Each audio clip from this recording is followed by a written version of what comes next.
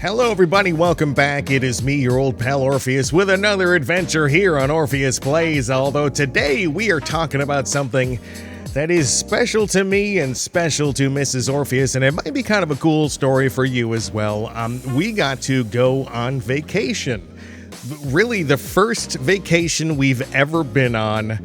And it was interesting. We went to Vegas, and we'll talk about that today. In the meantime, I hope you are doing well wherever you are today. Whether it's day or night, doesn't matter to me as long as you're here, just kind of chilling out and hanging out with me.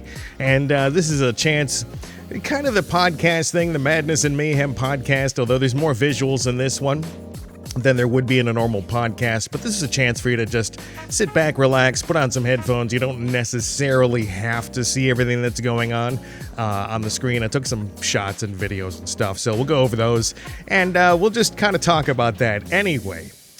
Now that we got all that out of the way, I just want to get to today's topic. Now, like I said, Mrs. Orpheus and I we've been married 9 years now. We've been together 19, rolling up on 20 years now. And our wedding we had in Vegas. Now, because we moved to the Southwest and all of our family is back in the Midwest, and I don't talk to my family anyway, so it was just basically her family. They're in the Midwest, but we couldn't travel there to get married, so we had people come here, and a lot of them were from the area, my wife's friends and some of my friends, you know, the normal thing that you do. But everyone, you know, you say, why Vegas? Well, the city that we're in right now, not really conducive to having a fun wedding and maybe even a honeymoon that's convenient. And so my wife was working, I was working, everything was going like really hectic, so we got, you know, a few days off, and we decided Vegas was the place to go. So we went to a place called Vegas Weddings. Like, it's the most cliche thing you can think of, but it was amazing. It was really fun to have that kind of extra layer of being married in Vegas. We were on the top of on the balcony on a building, and it was very cool. We were getting our marriage vows, our wedding vows going, and as we're reciting them, a car full of full of guys in a convertible with hydraulics on the wheels and everything was blasting mariachi music. It was pretty funny. Anyway, so that was 9 years ago, actually this month, 9 years ago, and we decided we were going to take a vacation for the first time really ever. We never have gone on a vacation with each other for a few days where we never had to worry about anything going on. And so we did that. It was spring break. We figure, hey, why not? A lot of people come to our city for spring break, but we decided to go somewhere else where not many people actually go for spring break for some reason. I didn't know that so few people went to Las Vegas during spring break, or at least most of the places I went. Because we've been to Vegas a few times on and off just to chill. I've been there a few more times as it is. And, it's a place you can go to. It's a few hours away. So it's one of those places that you can go to. And it's been a lot more crowded, a lot more of the other times that I've been there, other times of the year. So it was kind of weird. Still packed, but not crazy packed when you're walking up and down the strip. Anyway. I'm getting off on a tangent here. So we got our anniversary. We're deciding we're going to have the first time ever we're going to go somewhere. And we decided to go to the same place that we had our reception and our honeymoon, which is called Sam's Town. It's a hotel and casino that's about 8 miles or so off the strip, and you go, well, that's not convenient. Well, Sam's Town is an all-in-one place, not sponsored. None of this is sponsored, in case you're wondering. Come on, man. I'm not big enough to be sponsored. Chill out. But Sam's Town is this all-in-one inclusive kind of place. It's a big building that has everything you want. It's got a movie theater, an arcade, a bowling alley. It's got restaurants. It's got gambling. It's got shows occasionally, not like all the time. We don't have like Celine Dion is there or anything like that. But if you just want to go and hang out for the entire time that you're there and you don't have to do anything, got a swimming pool, it's got all sorts of facilities and everything. It's a very cool place to go and hang out if you just want to chill, right? And so we decided, when we originally were going to have our reception here, my mother-in-law suggested it, and she kind of liked the feel of it. And so we looked into it ourselves, and what sold it for us was the same thing that brings us back every time, and it is the Mystic Falls Park. Now, if you get one of the rooms that looks inside, it's called a deluxe room. It's a deluxe room. If you look inside, there's a big, huge courtyard that's inside this hotel. They have a giant conservatorium, and this is what it looks like on the inside. There's trees. Those are real trees. And it's in the middle of all those rooms that you can see right there on the different parts of the brick and mortar and like siding and stuff like that.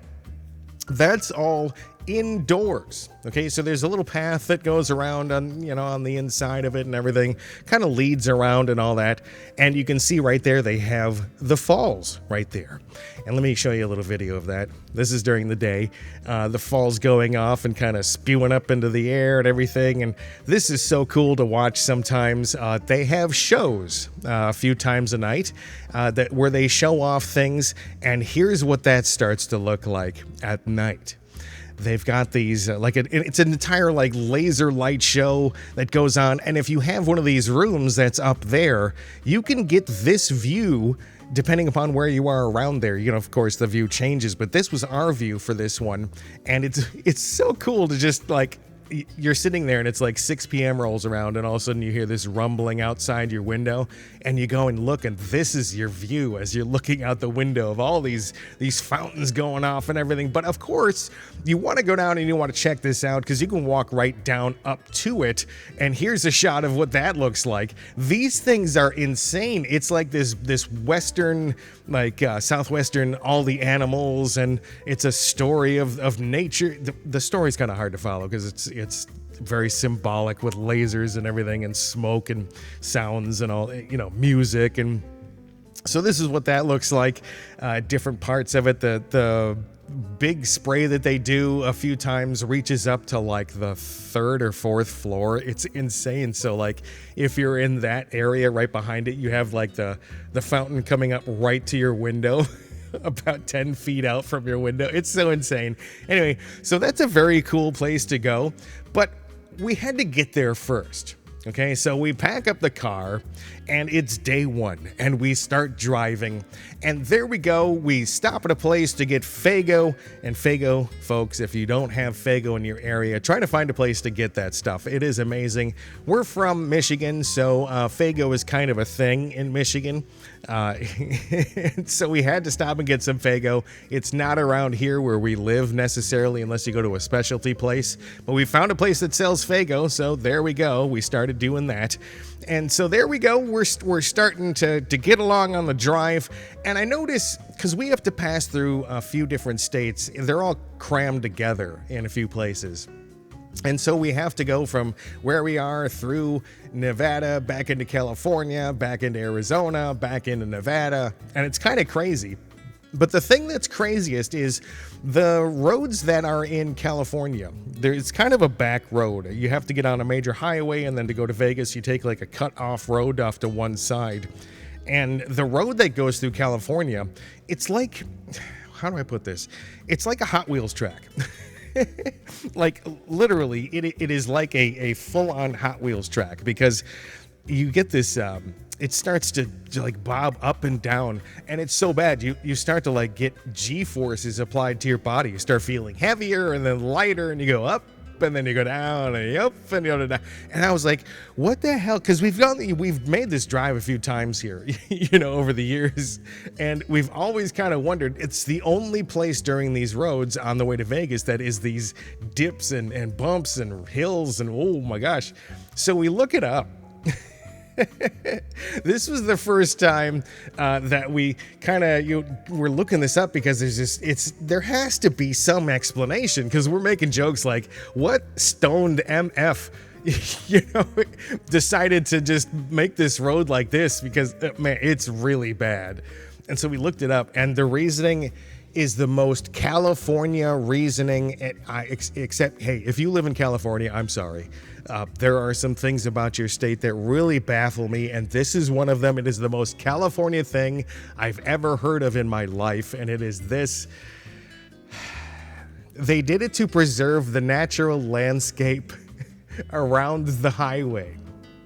Now, that means that if there are dips in the natural landscape, in like the arid desert on either side of the road, if there's a dip in that natural landscape, they made a dip in the highway. And if there's a rise, they made a rise in the highway.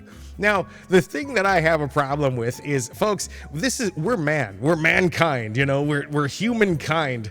Let's just do what we do in every other part of the country where we make a highway from somewhere to the other place. Just dynamite everything, make it straight through, and just blast our way right from point A to point B, straight line, because I'm telling you, this was ridiculous, man. I couldn't take this after, and we had to come and do it on the way back too. And it's just going up and down. Oh, geez. Anyway, so we finally get to Vegas. And we're coming up around to the last couple of streets. Our Google navigator is telling us where to go. And we come up to a four-way stop. And there we see Elvis, the king himself. And it actually kind of fooled me for a second, because it kind of looked like what Elvis would look like these days.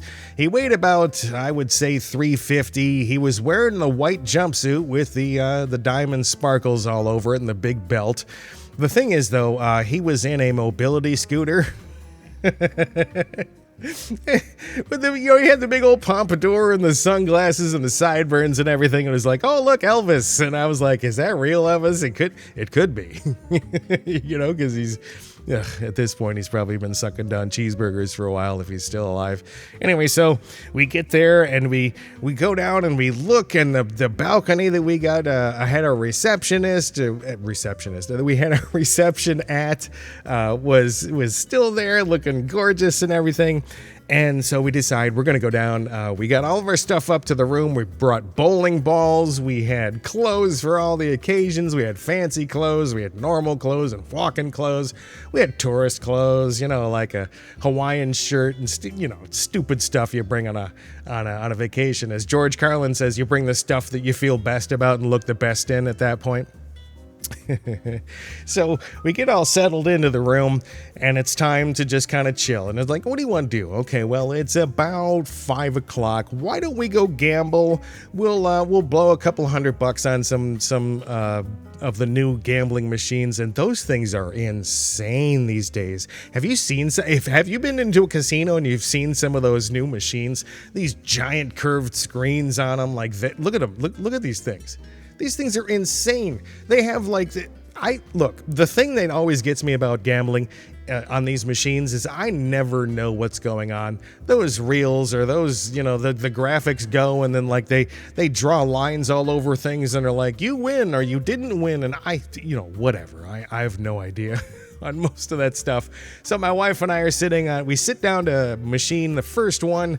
She's sitting next to me. We both put in our little ID cards that they give you at the casino. We both slip in money, and we both hit roll or spin, right? My first spin on this stupid machine, it starts this like free spin, free gameplay thing where it just starts rolling through stuff, and I won like $45 or something right away, and she just lost and lost and lost and lost. So we're like, oh, screw this, we're gonna go to another game. Same thing, we go and sit down in another couple of games. I put in my ticket from the first winnings, and I hit spin, and immediately it starts going into that free play thing. The first spin, like, I think I won another like $53 or something like that. And again, Mrs. Orpheus sitting next to me, like, totally bust. She'd get like a couple bucks here and there. But so I go, I'm done, I'm gonna cash out and everything. I had like $74 or something at that point. Because I think I started with a 20. Anyway, so we get up we're all done with gambling. We grab something at the McDonald's that's in there. We go up to the room, we just chill out, and there you go to sleep. So the next day we had plans. We were going to go out to Benihana. We were going to walk around the strip. We were going to have the greatest time that day where we're just going to chill out. You know, we're going to go and park somewhere on the strip. We're going to have some fun. So we go to, we ask Grok. And so Grok, if you're not familiar, is the AI that's attached to X. You can ask it basically anything. You talk to it like it's a person, it'll answer you like it's a person, and it has a lot of good insights on things. So I figured, you know, let's let Grok take care of a couple days of our, you know, experience. So I started asking Grok, I'm like, what's a good place to go to if we want to just chill out on the strip, somewhere that's, you know, fun and easy to walk around, maybe a little shopping. And Grok suggested that we go and park at the Treasure Island because they said it's free. I'm like, okay, that's good. It's centrally located. Cool. So we drive down there. We get there and there's a security gate. And immediately I'm like, oh God, we're not going to be able to get into this place because they're asking people stuff. And so we get up to the gate, fully expecting for him to go like, do a U-turn, get out of here. And we say, we're here to park. We're going to do a little gambling. And he says, no problem. Just go up and park. And he says, but make sure that you spend some money here on the property or else you won't be able to park here. Now, what got me about that is that it was this, like, how would they know? How would they know if we spent money at this place, right? How are they going to know? Like, do they have cameras that I know that Vegas has some pretty advanced camera systems and stuff, right? But they can't possibly follow a couple for the entire day or the entire time that they're walking around. So we're like, whatever. We get in there, we start walking around. There's some cool stuff inside there, you know. But you think it would be more themed, and it was kind of themed, right? There was some nice wood inlays here and there, and you know, it had the kind of flavor, but not the kind that you would expect, right? I've never been into some of these casinos. So we walked around Treasure Island, we walked around the Venetian, you know, we went across and back and forth over the Strip Highway, Las Vegas Boulevard a couple times, went to Caesars, you know, and the thing is, okay, so we had to figure out, we got to spend something. So at Treasure Island, I think there was it was a bath bomb shop. We just went in and bought like 2 bath bombs for like $15. And we're like, okay, we're good on that. Walked around all the places. We saw Hell's Kitchen, the one that's in Vegas there. And what really kind of blows our mind about Vegas right now is you used to see on Hell's Kitchen, you know, the show, where like they would say, oh, you're gonna be the person who leads the new restaurant in Las Vegas, and you think from that, right, that they just have a new restaurant, like it's the restaurant that they're gonna go run. There's like 12 Gordon Ramsay like restaurants and little places to go to. Like everywhere you look, it's like Starbucks in Vegas. You turn the corner, it's like, oh, there's another Gordon Ramsay burger or bar or restaurant or sit down thing. It's insane how many there are. But so we walk and we decide, hey, why don't we go to Planet 13? It's this big dispensary that's like, it's the biggest dispensary in the world. And it's a very, very cool place, right? But so I used to be in the dispensary industry, in the medical cannabis and recreational cannabis industry. I was a social media director and education director and a bud tender and all that stuff. And I always heard, since that place opened, it was like the most fantastic place you could go. You can go in there and there's a bar area where you can go back and you can actually enjoy products in a safe place. You'd be surprised. There are so few places. Like, cannabis is recreational legal in Nevada, but there are so few places, if you're a tourist, where you can actually like partake in it. There are signs everywhere. No public consumption of cannabis anywhere. You're not allowed to do it in your hotel rooms, right? So you have like 2 or 3 options. You either drive around, which is a terrible idea. Never do anything like that. Never drive around with that stuff going on in your car. Never. Don't do that, because if you get pulled over for it, you're going to be in trouble. Just, you know, from me to you. Anyway, so you either drive around in your car with it, which is a terrible idea, like I said. You either do it in your hotel room and like put towels, wet towels over the smoke detector. Also, don't do this. This is not a suggestion, just something that may or may not have allegedly worked for me over the years. All right. Or you go to a place like what they have at Planet 13. It's kind of like the Amsterdam hash bars. You can't just bring your own in there. That you bought at the dispensary and smoke it or whatever there. They have a menu of what you want to do. So you can go back, you sit down, you get a drink, you can buy a dab, you can buy a joint, you can rent a bong or a hookah, and all sorts of stuff like that. And you can just sit down and chill out. That's not what we did that day, though. We didn't really want to do that. We wanted to walk around, get the feel of it, and obviously you want to buy a few things from this world's largest dispensary, right? And so we go in, and I have a medical card in Arizona where I'm from. And apparently that makes a difference because there's like, how many lines were there at this place? Like 50, 60 lines, different cashiers at the place. They weren't all open at this time because it wasn't that packed. But we went there and I showed the person my medical. Oh, okay, here you go. You get a little smiley face sticker to show that you're medical. Go on in there. You're going to go to, what was it, cashier like 51 through 70 or something like that. And so we walk all the way around to the place. This place is filled with swag and like rolling papers and bongs and like vaporizing systems, and everywhere you look are cabinets full of little nugs. Like you can go and look at the nuggets of every kind of cannabis that they have in the place.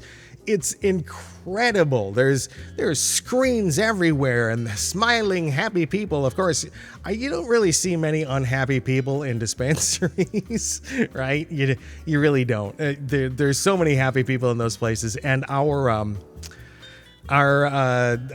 cashier, Luis, was very cool. He was a good guy. We walked in there. I said, I want a couple of things, some vapes. I want maybe an edible or something like that, some sort of pill or something like that. Like we like tablets and everything like that. Maybe some joints, something along those lines. And he says, we talk through what we want, how we want it. Do you want flavors? Do you want potency? What do you want? And what they do at that place is you make your order, and then they go and they get the order in the back room and they come back out with it in a basket, or at least things for you to look at. So he goes back in the back room, he comes out, he says, I got this, I got this, I got this. We're like, oh, great, that's perfect. 3 vapes, we got a 5-pack of tiny little joints. They make these cool little like 1/4 gram joints and stuff that are so nice now. They're perfect. Anyway. So we get all that stuff, and at a dispensary around where I live, or another one in Vegas that's like, it was a little closer to our hotel, just like about 3-4 blocks away instead of like down near the strip. That amount would have come out to about like 120, maybe a little more, because of my vet's discount. I'm a veteran, so there's a veteran's discount and the medical discount, no paying taxes and stuff. And so it would have been like 120 or something. So we ring all this stuff up, and it's like, it's like $320. And look, we're on vacation. I don't want to look like, oh, geez, wow. We'd save some money up. So it's like, yeah, okay, slap down the debit card, whatever, okay. So we also got some t-shirts. Mrs. Orpheus got a t-shirt. I got a t-shirt. Love the shirts. They're like a cool logo and everything. And so Luis puts our stuff into our bag and staples it shut. And he says, you can't do anything with it until you get going. Don't do anything on the property here. It's up to you what you do when you get off the property. And I'm like, okay, cool. So we start walking. We get our bag. Thank you very much. We walk out, and I start kind of feeling the bag. And I'm like, this bag feels kind of light, right? And so I'm like, we shouldn't look in the bag. He told us not to look in the bag, but I'm like, it feels really light, so I look in the bag. None of the stuff that we bought is in there except for the t-shirts, so we have to go all the way back around, make a circle, come back. Luis was off taking care of somebody else, so we waited, and he came back, and I kind of leaned into him, and I said, hey, one thing, and he says, yeah. I said, we got some really expensive t-shirts here, and he says, what do you mean? I said, why don't you take a look? He looks in the bag. He goes, oh, my God. He's like, I'm sorry, let me put all that stuff back in. So we got all of our stuff. Cool. We walk out and we're going around and we decide, well, we were going to go to Benihana that night. I'd made reservations months before, and I was like, well, we want to go to Benihana. So we're looking at it, and we had walked, 7 miles that day? We walked 4 miles the first day when we were just getting ready and walking around gambling and all that stuff inside the casino. We walked 4 miles that day. So I'm keeping track of this, folks. Keep track of this here. So 4 miles the first day, 7 miles the second day. And oh, by the way, during that second day, we also saw Elvis again. The same Elvis, the same fat Elvis in his white jumpsuit and that mobility scooter going down the road. It was a completely different part of Las Vegas, like I said, about 8 miles away. So Elvis gets around in 24 hours on that thing. But so we're like, well, shopping is cool. We did a bunch of that today. There are so many places selling so much expensive stuff. Oh my God. So we decided, nah, we're not going to go to Benihana. We're too tired. We were going to wear the fancy clothes, but we're not going to do that. So, the end of the second day. Right? Now, the third day, that was the big day. The third day comes around. We had reservations to go to the Tournament of Kings at the Excalibur Hotel and Casino, right? If you've never seen the Tournament of Kings, I'm going to go into it a little bit later here in the podcast. I'm going to show you some videos and some shots of it. It is such a cool experience. But that night, when we got home the night before, we decided we were going to plan out the day. They had these things called welfare checks. And this is a thing in Las Vegas that started because of an unfortunate incident several years ago in Las Vegas where a bunch of people were hurt and killed during a concert. If you don't know what I'm talking about, go look it up. It happened not a long time ago, but relatively, several years ago. So what they have now is they're called welfare checks, and they're every few days the cops come to each of the rooms, security comes to each of the room, and they check, they go in the room, they look around a little bit. If you're there, they just want to make sure that there's nothing weird going on, no like crates full of ammo and stuff like that, right? So we decided we were going to be out before housekeeping and before that welfare check because they said you don't have to be there for it, no problem. Just if you're out, you're out. If you're there, you're there. Okay, so we wanted to make it the day from like 10 until 6 when the show started over at Excalibur. So I said, hey, Grok, I want to plan the day. I want to be around that area. We want to do some fun stuff, see some of the casinos, and I need to burn 7 hours. Okay. Oh, man. So Grok suggests that we park at a certain place. We go to, we start with the MGM and we go to Paris and New York, and we go and we see different things up and down the strip. And it was like, go here and mull around a little bit, maybe do some gambling, go walking through there's shopping with the Miracle Mile and the Link and all that stuff that's there. You can go here, you can go there. There's a nice place to sit down and have lunch for about this long. And it said it should be perfect because you'll get right to where you need to go at the time that you need to be there, just in time to get in line and everything. And I looked at it and I showed it to my wife and it's like, oh, cool. This will be perfect because it looks like it's going to be great, right? So we start going along and we decided we're going to get a 24-hour monorail pass, right? So because you can get a pass for one trip or one round trip or, for a couple hours. But we figured, we're going to be going from one place to the other. It was cheaper to just get it in case we wanted to we're not going to need to go bouncing between the different casinos. There's no reason. We just kind of go work our way down the strip, see the different things, and then just end up at the Excalibur, right? That's not how it went. So little did we know we would need that 24-hour pass. Not for 24 hours, but we ended up using it more than we thought we were going to. So we start off and we parked at the MGM. We get on the monorail. We're deciding we're going to go up to this place. We're going to go over to that place. We went over and we visited the Hershey store, the Coca-Cola store. We walked into a bunch of the tourist trap places and looked at those. We went, to I mean, through all of the casinos. The MGM was very cool. The Paris was very cool. Love the New York. There's a big shopping place in the Paris thing that is so cool. It's themed. There are all these restaurants inside that place. There's just so much to do in there. Well, we do things kind of fast. So we were finding that we were doing things faster than was what Grok had planned out for the itinerary. So we're kind of going, things are kind of going a little slow here. So or a little fast here. So we're going and we're walking around. We're trying to take our time, and we, trying to find somewhere to eat. We get somewhere to eat. I think it was at the Chick-fil-A on the strip there. We got a nice couple of nuggets and some fries or whatever, walking around, and we got to get to the point where we get kind of lost in the casinos. And here's the craziest thing about casinos: a lot of them are connected, right? Either underground or through just passages from one to the other. And the thing is, the signage that you see for these places is not very good.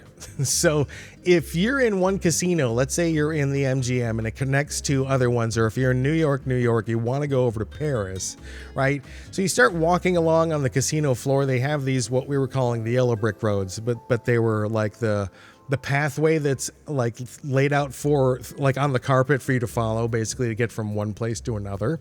So we're walking along and like, we're following this, and you look up at one of the signs, and it's like, this way to the spa, this way to the pool, this way to the shopping, that way to the front desk.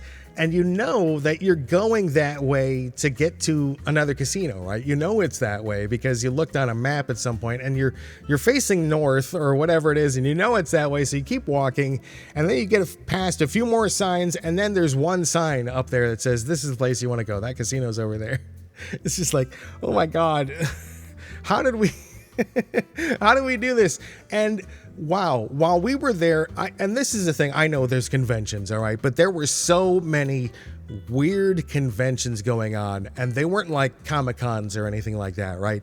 They were like leadership conferences, and these are the ones that remind you of cults, right? They're these they have their own slogans where they replace normal language in your life, where like things aren't goals, they're achievement and entrepreneurial experience, goal planning ish, like they replaced the things, and people were walking around with the like one word slogans on their t-shirt. I'm not going to be very specific, because if any of you are in these like quote unquote entrepreneurial thing, like I said, they felt much more like cults. But if any of you are in these things, I don't want to offend anybody with that, but like these were it was so weird, and we kept getting like waved away by like security people, because again, it's so confusing, and we had so much time to burn. So we're like walking over here, and then like, what are you looking for?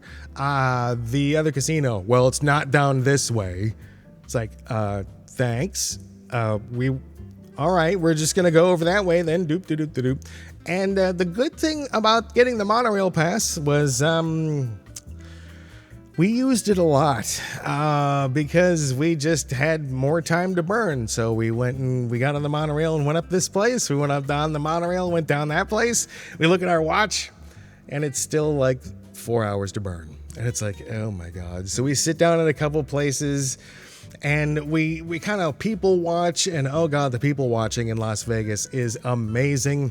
People wearing the silliest outfits, because like all these stores, the high rollers are the people that think they're high rollers, that just have a lot of money that they're going to spend in Vegas. Like, we saved up some money, but we didn't save up like, $10,000 to go there or anything. So the people that do that, they go into those expensive stores and they buy things that are expensive, right? And they make fun of this in a lot of movies, like Vacation, Vegas Vacation, movies like that. Oh, and Dumb and Dumber too. They make fun of these things where like people get money and they start dressing and they look like total idiots because look, fashion is ugly, and there's a reason behind that. It's so that the fakers can't copy things blatantly without like being obvious that they're copying with a lawsuit, right? So they make things that are ugly, so the knockoffs have to be, the ugly too, and most people will buy that stuff. And so these ugly outfits, full yellow camouflage, like bright, oh my God. And the number of people stuffing themselves into small outfits. Ladies and gentlemen, if you live here in the United States, you will probably know we're one of the most obese nations in the world. And I tell you this, that is exactly what I saw while we were in Vegas, because Vegas is like this melting pot of all tourism, right? It's like everyone from around the world and everyone here in the United States, they take their time off and they decide to go to Vegas because that's the place to go, right? There's all this stuff going on. Well, that's true, but you get to see all the people around, and just a good cross section of America, and you get to see that a lot of America is really kind of fat. And so you see a lot of people stuffing themselves into clothing that, how do I put this? They think that going comfortable is more important by far than looking okay. So if they're either wearing something expensive that looks stupid, or they are wearing something that is way too comfortable, like yoga pants that are 2 sizes too small, and boy, can you see things that you don't want to see on some people that you don't want to see on. It's like going to a nude beach, right? Or a nudist colony. You think it's going to be all hot people walking around playing volleyball and stuff, when in reality it's just a bunch of fat naked people flopping around everywhere. So that's kind of what the thing was for this. So, we're doing our people watching. Occasionally we'll sit down and we're like, let the old dogs rest. Right. Just kind of chilling out, maybe getting some snack or a shake or something like that. And so finally we're like, we can't wait anymore. We're going to go over to the Excalibur. So we start rolling up on the Excalibur, and I love this place. The Excalibur's, it's aging, right? And it looks a little bit like a goofy, castle from some stupid, like from Shrek. Like it looks like it's the castle from Shrek, right? Lord Farquaad, but it looks like that's the place that you're going. But the cool thing is, it's like everything in Vegas is this illusion, right? You're drawn into a world that makes you feel cool, that makes you feel good, right? So Grok suggested we go there, we walk around on the inside, we take in all the sights, and we go to this arcade, and it said you can spend about an hour and a half in the arcade. That'll be perfect, and you'll finally be there for 5:30 when it's time for it to open. So we're like, sweet, right? And again, we haven't been looking at our watches really that obsessively. We're like, we've walked here, we walked there. It seemed like we did a lot of walking. So we get there and we look down at the watches, and 2 hours to go. Excuse me a sec. I need to get a drink or something. I've been talking for about 40 minutes.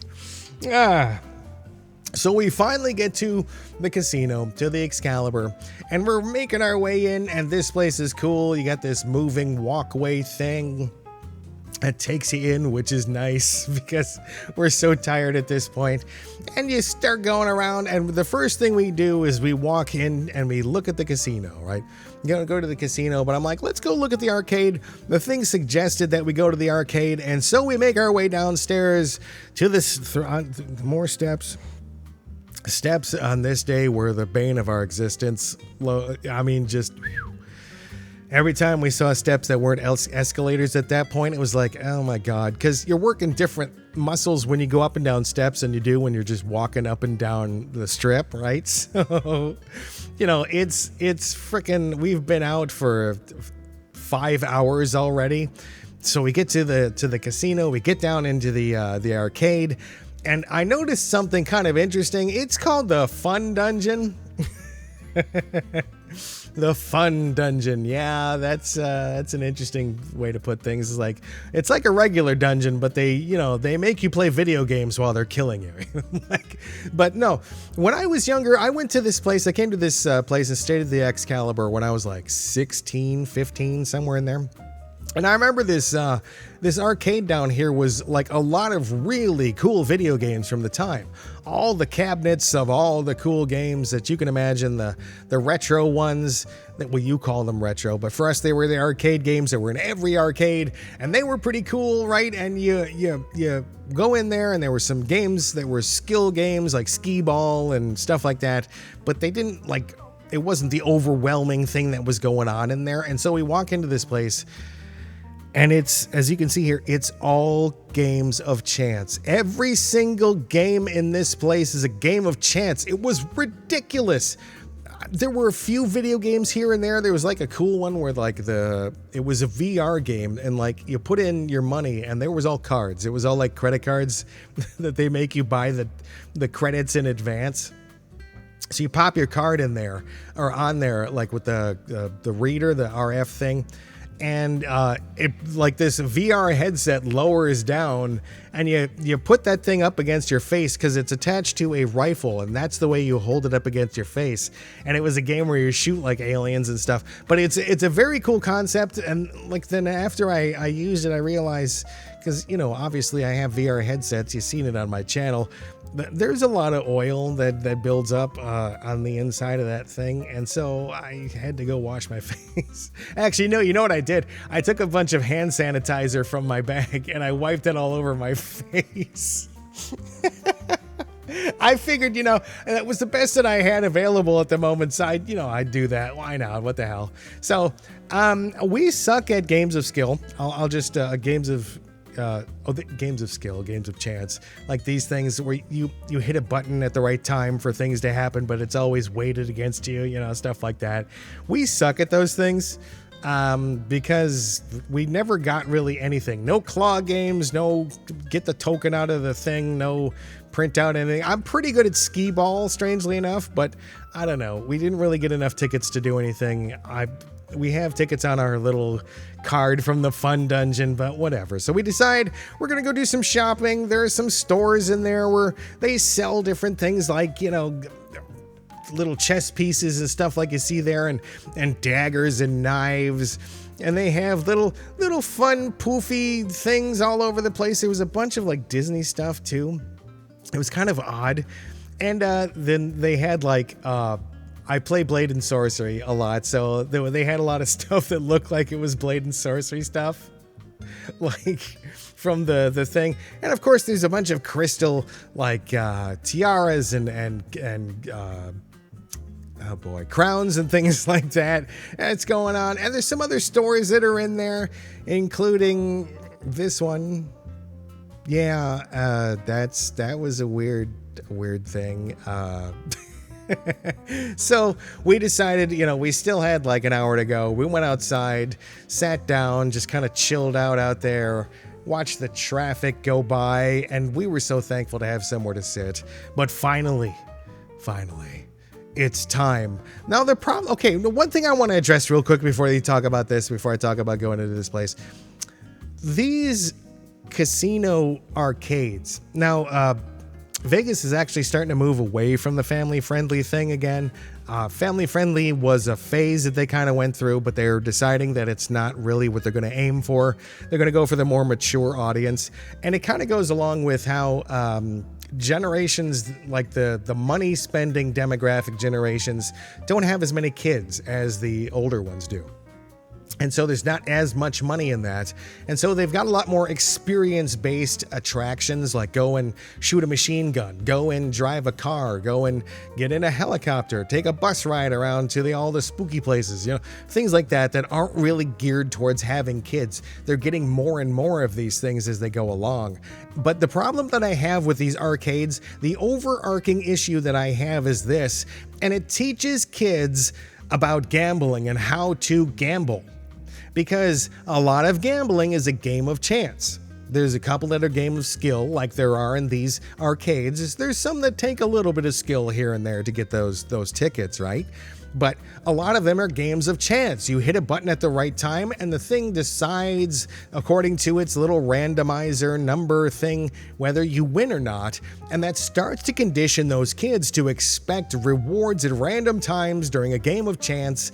And what that does, in addition to the subliminal or blatant exposure that they get to the rest of the casinos and watching those adults pumping money into the machines, and occasionally those things go ding ding ding ding ding and they put stuff out. Now the crazy thing is, a lot of those sounds that you hear in the main casinos for the adults are the winning sounds on the arcade games for the kids.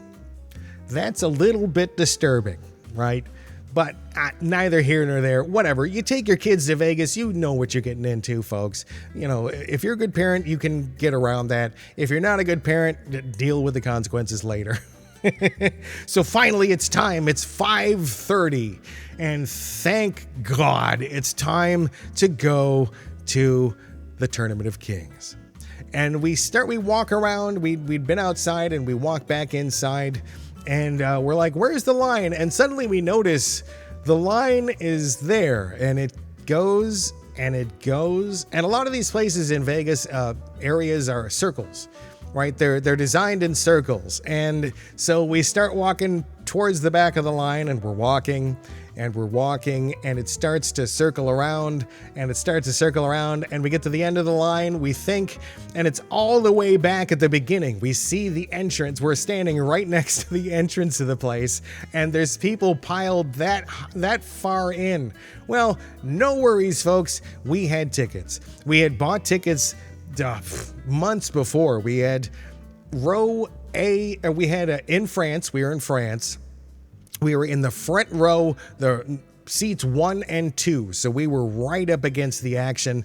This is the view on the way in.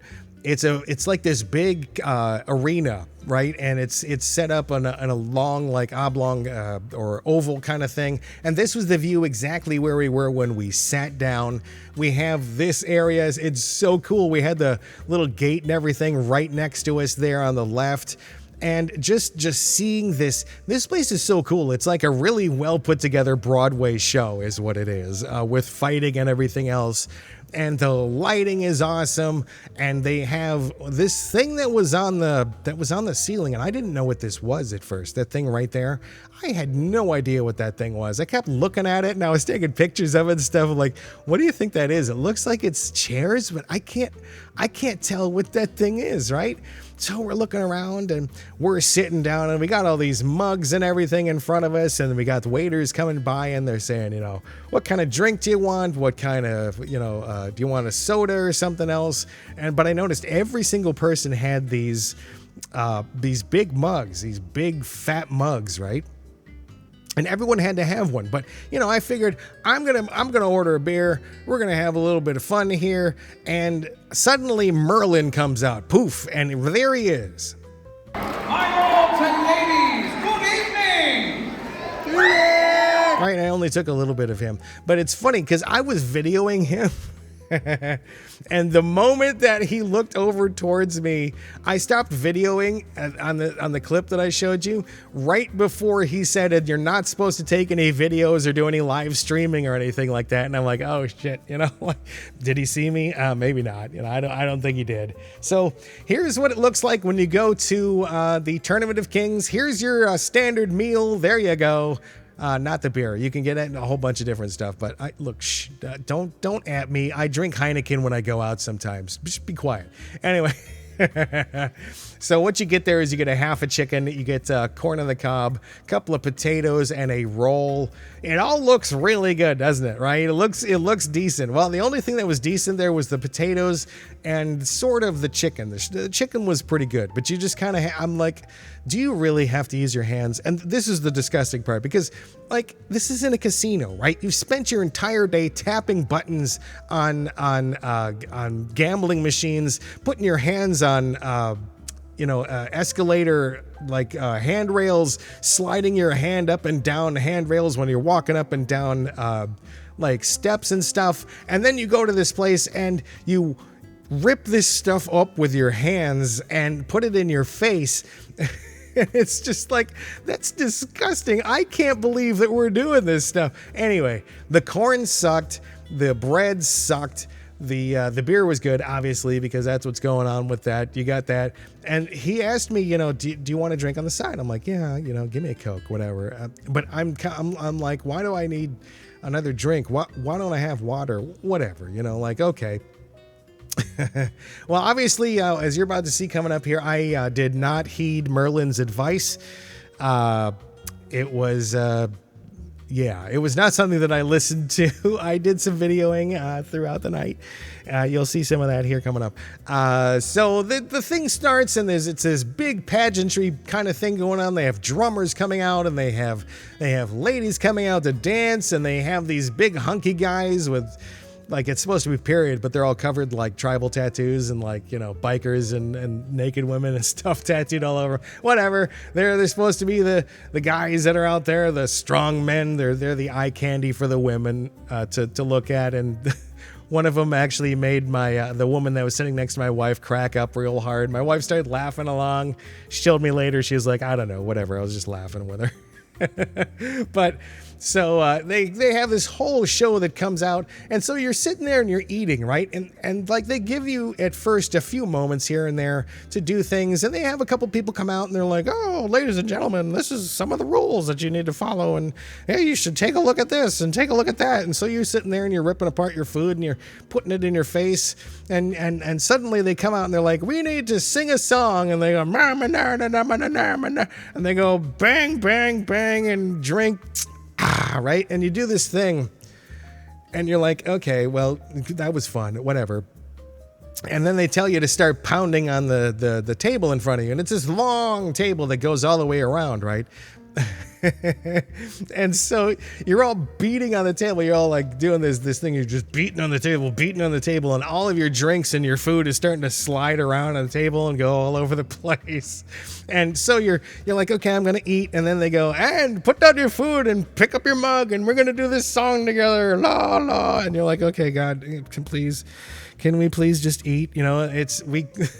So we start into the food again, and put the food down. Here comes another thing. You have to cheer, cheer like this, huzzah, right? So, most of the people that go to this thing are they're exactly like we are, Mrs. Orpheus and I. We are exhausted, and everybody else is exhausted too. But they're like, we just want to eat, and they keep making us scream and shout and everything. And we rip our way through the food, and they bring out the dessert, and it was like they were like McDonald's apple pies with a crown stamped into them. That's right there. Yeah, we each got one of those. They were okay, I guess. We didn't really eat all of it. They weren't like that good.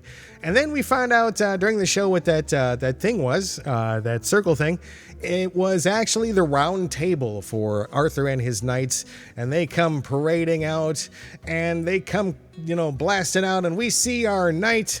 He's the blue one there on the end. Yep, he's the knight he was the king of France, whatever he was. Anyway, so we had standing right there next to us. You'll notice we have this lady standing right there, and she kept telling me and my wife to cheer.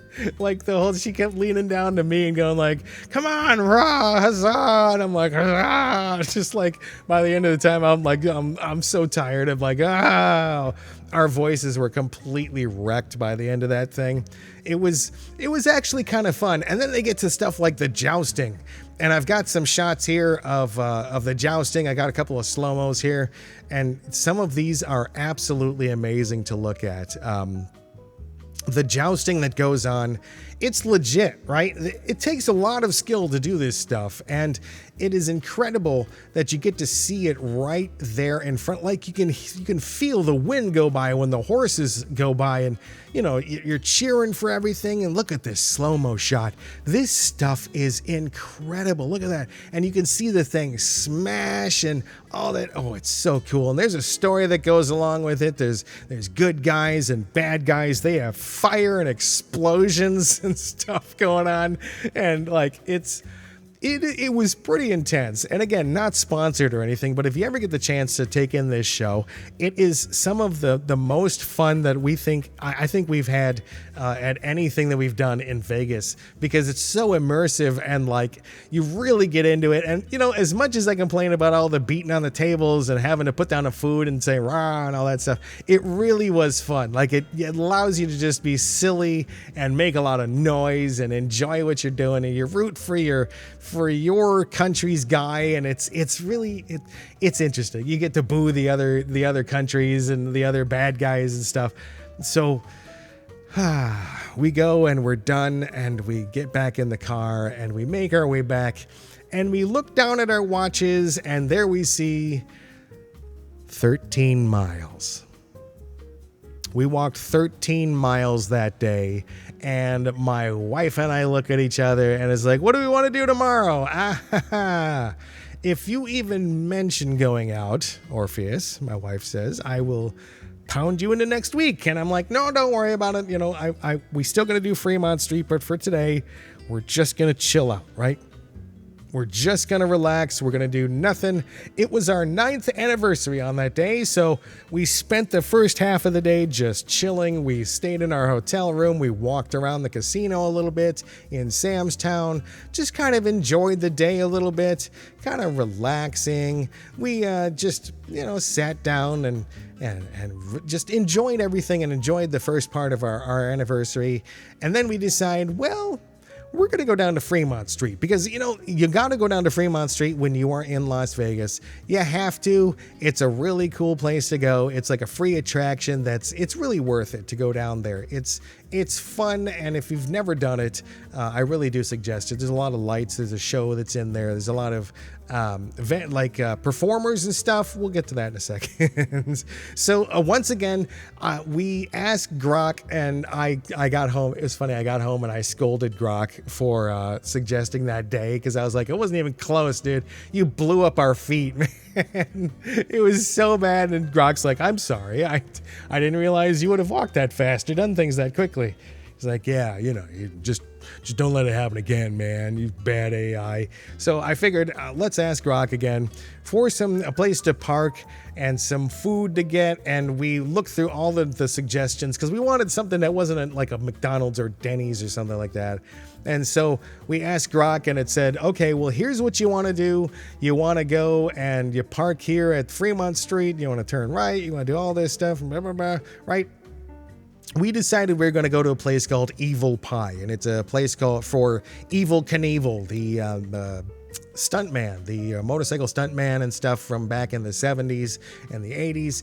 He had done some shows where he jumped over the fountains at Caesar's Palace back in the day, and so they had this place called Evil Pie. You could go get a slice of pizza and a drink, chill out, watch some people and stuff. They said it was really easy to find and all that. So we got to Fremont Street and we turned right, because it wasn't easy to figure out where it was necessarily, and we were just kind of going with the flow. So we're just gonna kind of start walking.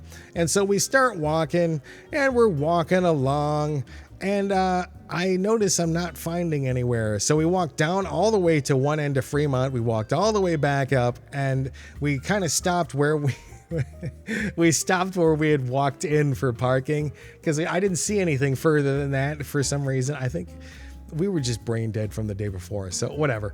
So we were kind of desperate and we're kind of hungry, and we're like, oh, what the hell? So I'm walking along and I see that there's dispensaries that are in Fremont Street, and I'm like, that's really cool, right? They've got these dispensaries, and there's a security guard, and it's talking about the signage outside is a normal dispensary, right? So I walked up to the security guard. He asked me for my ID. There is such loud music playing coming out of this place, and behind you there's music playing. There's performers everywhere with music and loud stuff going on. So it's like, all right, what the hell? I walk in, I see the security guard, I hand him my ID, and I go, is this a real dispensary, like with full real products and everything? And he goes, yeah, absolutely. I'm like, cool. All right. So I walk in, I walk up to one of the guys, the bud tenders, and I'm like, hey, how you doing? And we're like, we have to shout at each other. It's like, so, hey, how you doing? He's like, oh, pretty good. What can I get for you? And I'm like, I want to get something like a vape or something like that. And he goes, oh, what do you want? Because he's got this chart. Like, he must have to deal with the stupidest people. I mean, it's tourism. Of course, you've heard in another episode my opinions of tourists, but he must have to deal with the dumbest people possible, because they've got these charts that's like, they have the strains that they call these vapes, and this one does this and this one does that, and would you like one that's more like this or more like that? And like, I didn't even get a chance to tell him that I'm familiar with stuff like this, because I just am, because it was just basically him yelling over music and me yelling over music at him. And I'm like, I just want a vape. Give me a hybrid, something that's good, okay. And he reaches down, he comes back up, and he's got this thing, and he hands it to me. It's a black vape with some oil in it, and he's like, you want to test it first, so see it works, so puff on it a couple times. And this is where I was like, I worked in the industry at a dispensary for a while, like 6.5 years or something like that. And in all that time, there is a set of rules that you never ever break. And it was something I mentioned earlier, Planet 13. Don't use on property, right? Because it is against the law in every state that I've ever heard of or researched about the cannabis industry. You are not allowed to use on property, right? No way, dude. If you do, that place has a chance of losing their license. So he's like, just puff on it a couple times, make sure it works. Because, he doesn't want somebody coming back and wanting to get a refund, right? Because, again, tourists, right? So he's like, he rips it out of the box and he's like, there you go. Just test it out. And I didn't even know what I paid for it, right? At first I wasn't thinking, again, I was in that tourist mindset. So I'm like, whatever, it's whatever. Just here's my debit card, blip, just kind of tap to pay. And it brings up this thing for tip. And there was like, look, if you saw my thing on tipping, the worst thing about tipping is when there's a screen in front of you and the person's standing in front of you and you look down and it says, would you like to leave a tip? And it's like 10%, 17%, 15%, 25%, or none, right? And you're looking at that screen and you look up and that person's staring at you, right? So I was like 10% tip, whatever. I tapped it, and then as soon as I tapped it, I kind of, my brain said, wait a minute, and that was a $9 tip. That was a $9 tip. And I'm like, am I paying $100 for this vape? Right? And I'm like, whatever, right? It's Vegas. Okay, whatever. I'm everything's expensive in Vegas, so whatever. I grab this thing and he's like, you want me to throw away the box? I'm like, yeah, sure, whatever. I don't want an extra piece of garbage. There you go. Thank you. He's like, you need a receipt? I'm like, no, whatever. It's fine. Just text it to me or whatever. Okay. It was like $112 or 100 and something like that. Or did I... or like maybe $100 or $90 plus tax or something. So it was like $110 or something ridiculous like that. And so I get kind of curious. I'm like, this seems really odd with him having me test it. And I'm like, I don't, because I saw a couple of things that said hemp right on the outside too. And I'm like, oh, okay, whatever. So I go and I search Grok again. And I said, hey, Grok, are there actual dispensaries at these, like on Fremont Street? And it leads with the explanation of no. There is a Nevada law that says that there can be no dispensary that serves full THC products within 1,000 feet of any casino. And if you've been in Fremont Street, you know that everything is pretty much 1,000 feet from everything else. Okay. So yes, these dispensaries were within 1,000 feet of a casino, and so it's like, oh crap, right? So I'm going like, well, then what kind of product did I buy here? It's a high, and Grok says, well, it's probably either Delta 8 or such low THC that you don't even it's for noobs, right? It's like for tourist noobs. They're like, hey, look, honey, I got myself a vape pen that has some marijuana in it. So it's like, oh god, okay, whatever. So I had determined that I have some mystery vape thing. I don't really think I'm going to use it. I might wait and see, like, if it actually feels, because I was just kind of vaping as I go along throughout the entire trip. Shh, don't tell anybody. Allegedly, I was kind of vaping along, and I had some better pens than that. I had some better vape pens than that, so I was just using those. Whatever. Again, tourism. Blah. I was deciding to be a stupid tourist, so I got it. Fake dispensary, but not really. If you think that all those other compounds that they have, Delta 8's a real one. Delta 9, I think, is another one they try to push, but Delta 8 is definitely real. It's a real thing. It'll get you from point A to point B if you really needed to. It's not fully regulated yet. So, whatever. So we're desperate, we're hungry. I had just spent $100 and something on a fake vape, and I turned to Mrs. Orpheus and I'm like, I'm hungry. Let's just go somewhere, right? And I turn and I look and I see the Whiskey Liquor Up Bar and Grill. And I'm like, that's perfect. Whatever. It's in there. Let's go and eat there. It was an upstairs place, and it looked like it had a little like sit at the window kind of thing, so you can sit out and look at the whole place. And here was our view from that balcony. This was a really cool place. It's pretty new. It's been there after. Look, I went and looked at Google Maps on my VR headset on an app called Wander, and it wasn't showing there. It showed the Whiskey Liquor Up bar, but it was down at street level, and everything was like neon tube lighting up where this place was. So it's relatively new in terms of Vegas, terms. And it's cool. It's got a rotating bar on one side, but we were lucky enough to sit right here at the window, and you see there are shows that start. So everything in Fremont Street starts up at 6 p.m., right? All the light shows and all that stuff goes on starting at 6 p.m. And they have like little mini concerts, like 2 or 3 songs from different artists that they play at like every hour on the hour from like 6 till whenever. I don't even know. Late. Let's just put it that way. And so that thing kicks off, and we were right there underneath the center part of it. And so this is the view from it underneath it, and it started going off. And this is very cool, again, for people watching. If you are a people watching person, this is the bar and restaurant to go to. It is perfect because you get to see all these people walking by. There are performers, and we noticed something as we're sitting perched above everybody, that there are these black circles painted on the ground all over the place, and they're spaced out pretty evenly up and down Fremont Street. And what they are is these circles where the performers can stand. Now, they make it very clear on signs up and down Fremont Street that those performers do not work for any casino or any store that is in there. They are independent contractor type people. Maybe they have to get a license or something to perform. But there was such a variety of people. You might not be able to catch it, and I'm not going to highlight it in the little video where I have where I kind of pan by. There were some performers in there. They were interesting. They were dressed like dominatrixes. There are a lot of like loosened kind of sensibilities there. There were boobies hanging out all over the place. There was one that was it was an old washed up stripper, and that's not me saying that. That was on her sign or something to that effect. And it was this huge woman sitting in a wheelchair, and she had this sign in front of her that said, "Help out an old washed up stripper" or something. And when you looked at her, she would flip the sign up, and it was her boobs hanging like it looked like giant fried eggs on nails. It was awful. We had pasties on, and there was no way I was going to get a picture of this. So don't worry, I'm not going to show it to you. Have no fear, I'm not going to do that to you.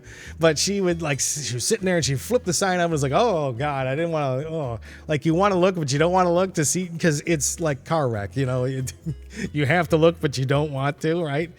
And there was guys in giant gorilla inflatable suits, and people, like there was one that was right near us. It was the dog from Paw Patrol, but it was kind of a crappy version of it, like the guy had made it himself or something. So he's like posing with kids and everything, and "Hi, how you doing?" And then he takes his head off to have a cigarette, and it's like this middle-aged guy who just looks so tired and beat up, and he's just like, "Oh, that's the guy that's in that costume. Wonderful." So we get up there into the Whiskey Liquor Up, and I get myself a nice beer, a Kilt Lifter. Oh yeah, man. That was a good beer. 8% alcohol by volume, so I'm feeling real good. I get myself a nice big mushroom Swiss burger right there, and doesn't that look delicious? Isn't that the perfect thing? I don't do social media like Instagram or TikTok or anything like that, so I'm not the kind of, me taking pictures of my food is not a thing, right? I just don't do it, right? And so here is a beautiful picture of the food, and I'm pretty sure that Vegas does this on purpose. Like they present this stuff like this for you to be able to take a picture of, right? Because they know you're going to do it. So they just do it, and why not, right? So there it is. It was gorgeous. We're watching all the stuff going on, and it was just awesome. And oh my gosh. And then I bite into this thing, and the middle, I had ordered medium rare, so it was supposed to be a little bit red in the middle. But I get into there and I get a few bites into it, and the light shows are going off above us and everything. And I keep getting glimpses of the inside of the burger. You know, when you've round like changing lights and you're looking at something that's a certain color, and because of the lights, the thing that you're looking at, like the colors change, right? So I couldn't tell if this thing was like pink, really pink, or raw, or not just cooked normal, or so I'm like, I just keep eating this thing. It was enormous. This thing, like from top to bottom of the bun, had to be like what, 6-7 inches at least. And like, so I'm trying to stuff my face with this thing. It's getting in my beard and everything. And oh my God, it was okay. The fries were delicious. I'll give it that. My wife had a patty melt that was either overcooked or undercooked too. I don't remember which one, but it wasn't, one thing that we discovered while we were in Vegas is the food is all very pretty, and occasionally things that are in the meal that you get are going to be tasty, but overall, meh, it's meh, right? It's meh. It's like everything's just kind of meh. We went to McDonald's late one night. I think it was after our 13-mile day, where we stopped at a McDonald's in the Sam's town, and I ordered a chocolate shake, and I get up to the room and I'm sipping on this thing, and I'm like, this does not taste like a chocolate shake. As a matter of fact, the bottom of it was still vanilla. And I'm like, what the hell? This is not chocolate ice cream. And I sip it, and I'm sipping it, and I'm like, what is that flavor? And I found out that they had used hot fudge from the... She had taken the vanilla ice cream and added hot fudge to it and blended it up, and I guess that I wouldn't notice, but like, you can imagine that just when you're picturing a chocolate shake in your mind and you go to sip this thing and it's like absolutely not a chocolate shake, it's a hot fudge shake, your brain goes, duh, like what the hell? But we've determined that all food in Vegas is meh. And then we discovered when we were walking around on Fremont, as we were walking towards where to park, back to where we parked, we noticed this. So, I don't really have to tell you what this is, but what I do find interesting is it's right next to a place for therapy. So, you figure that out for yourself. Yeah, the names of places there are very interesting, as I've shown you before. There are a lot of stuff anyway. So we get to retire, and here we are walking back. And this is a view from walking around on the inside of the park that's inside of Sam's Town. The vibe in there is so cool. It's so relaxing, and it's great, especially at the end of a day, to like chill out, just kind of walk around in there. You can get a drink at the bar that's in the middle of there, stand by the waterfall, and just kind of look at it. And it's such a relaxing vibe, which is, again, why we chose this place in the first place, to have our reception and our honeymoon in. And it was just a perfect way to wrap up our 9th anniversary. And that is the story of our trip to Vegas, Mrs. Orpheus and I. And at the end of it all, we walked 28 miles. 28 miles, that's 61,000 steps around there. 28 miles each. That is one hell of an achievement for a 4-day trip.